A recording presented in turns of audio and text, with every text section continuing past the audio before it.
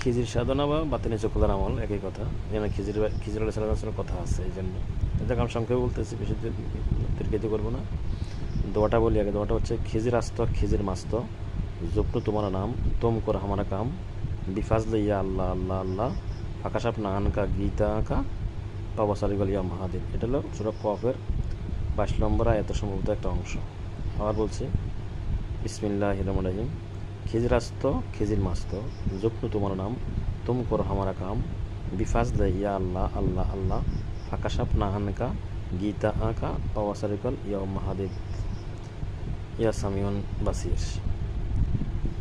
এই দোয়াটা প্রতিদিন 211 বার পাঠ করবেন। এই দোয়াটা প্রতিদিন 211 বার করে 12 দিন পাঠ করবেন। 211 বার করে 12 দিন।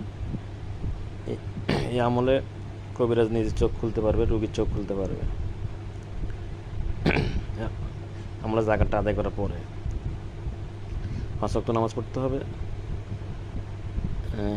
এই খেয়াল করতে হবে, আমি খিজির আলাইহিসসালামের ফায়েজ কামনা করতেছি। ওনার পক্ষ থেকে ফায়েজ আসতেছে আমার অন্তরে, আল্লাহর পক্ষ থেকে, আল্লাহর হুকুমে ওনার কাছ থেকে ফায়েজ আসতেছে আমার কলবে। তো আমলটা করবেন ইনশাআল্লাহ।